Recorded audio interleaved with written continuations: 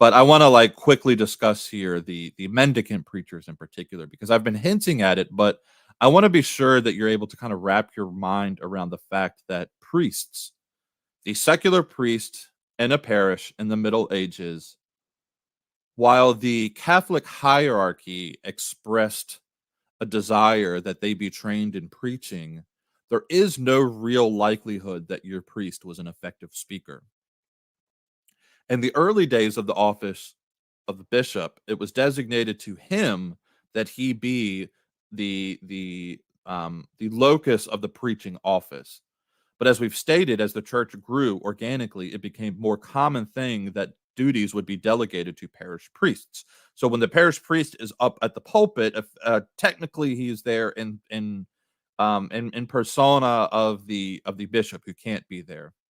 But there was no real structure to this at this time period, and many priests, possibly at times most, neglected the pulpit.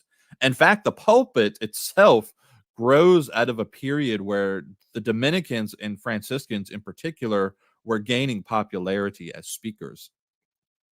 Churches, especially in Italy, began being constructed that were designed to house these large crowds of people that these popular preachers were able to bring in. And originally, the friars would themselves take to like public squares or like pastures, and they would all of these people would just come. These crowds would gather to hear these friars would stand up on these they would erect these pulpits for them in the wide open marketplace, public square out in the fields. And as the popularity grew, the centrality of the pulpit became more a feature in the churches that were being constructed after the sort of revolution in preaching that took place from mendicant friars. Then, as they moved indoors, like I said, you begin seeing the pulpits inside becoming a feature of the late medieval churches. Because remember, the mendicant friars were created in a large part for a need among the laity for preaching. Dominicans and Franciscans both emphasized for their brothers to go out and preach orthodoxy. And the effective ones, like St. Bernardino, were some of the most famous orators in history. Bernardino would amass thousands of Saint Bernardino of Siena would amass thousands that would come out to hear his sermons, which lasted, mind you, these sermons would last for hours and hours, and oftentimes it would be multiple day sermons that he would be in your town. And they were ultimately so effective that in many ways they kind of led to the undoing of the medieval period. For one, the secular priests were not necessarily happy when a continentally famous speaker came to town, which at the height of this phenomenon was a common feature for a medieval city because it drew men and effect and ultimately consequentially drew wealth away from the parish. Tithes and alms, instead of going to the needs of the parish, as we stated earlier, many of these secular priests had come to rely on these. It was now being funneled into these religious orders of these really effective speakers. And another thing is that the preaching itself, there was this kind of adds to this is one of my theories. I'm sure there's other people that have it out there, but one of my theories is that the mendicant orders, part of their success also sort of led to the undoing of all of this by the time you get to the Reformation. So another aspect of that is that the preaching itself, there was so much emphasis on the holiness of the laity from these mendicants that you begin to see this slow drift towards an almost demystified priesthood. Because remember, the laity for centuries had viewed what the priest did as otherworldly, dare I say, magical, certainly mystical. And then the monastics of the earlier centuries were mostly these men that were cloistered away, leading to their own sort of mystical reputations. But now suddenly you have these mendicant preachers that are saying, no, you too, as in you, the laity, can become holy, and here's how you do it.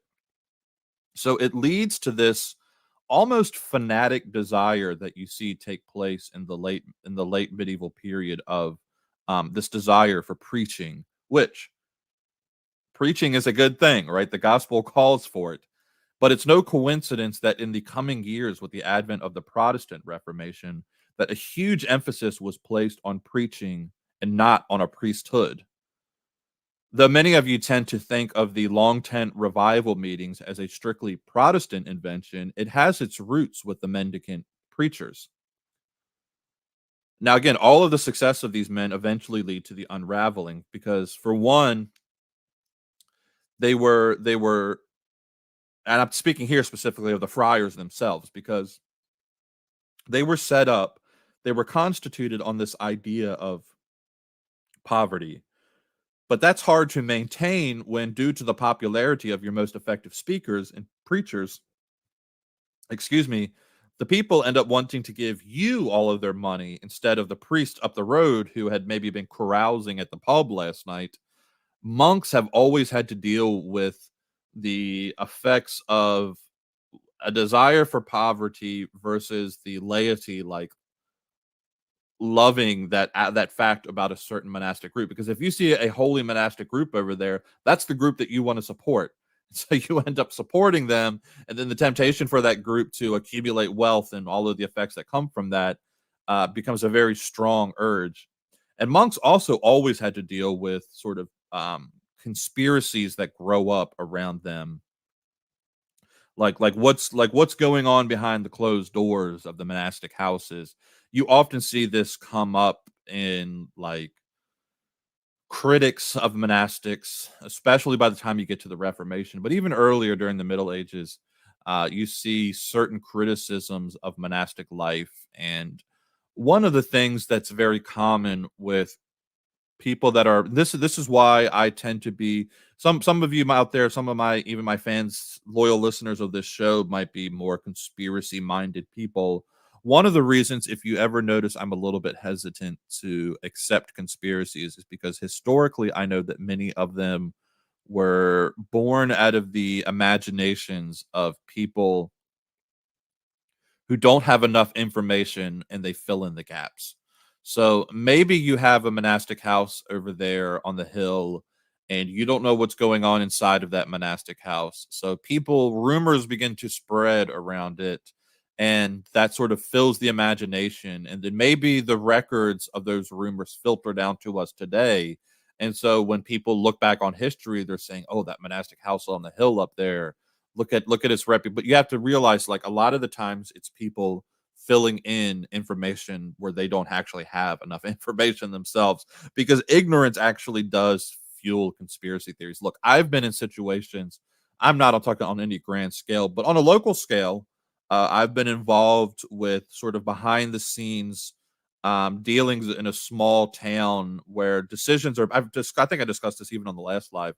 Like I've been witness to the mindset of the people that are forming policy and decisions in a small town government.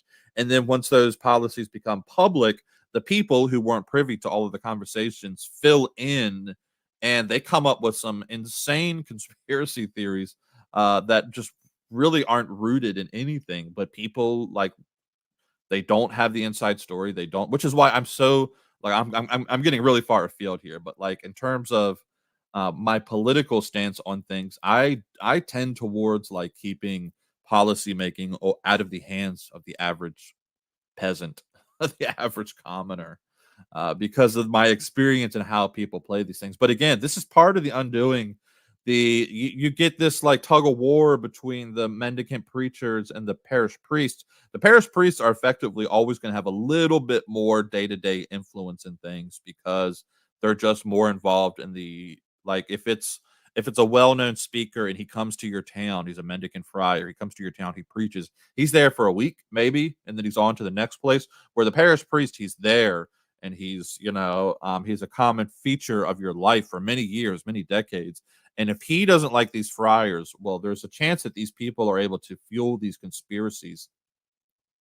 Now, another challenge for them that sort of lends itself to their unpopularity at the end is that the clergy couldn't be tried by the state.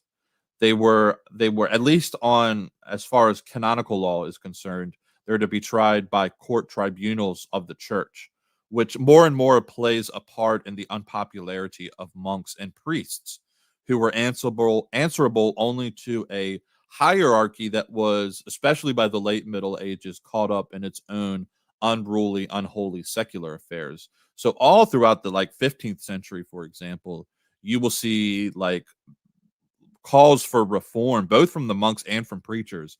You know, men like Thomas à Kempis, who wrote Imitation of Christ. I mean, this was, if you read that book in its context of when it was written, it's a monastic call to reform as well among the hierarchy, you know, to clean up their acts so that they could in turn clean up the priesthood. And we would really see none of that actually take place. You see it, there's an attempt with Lateran 5 to clean it up.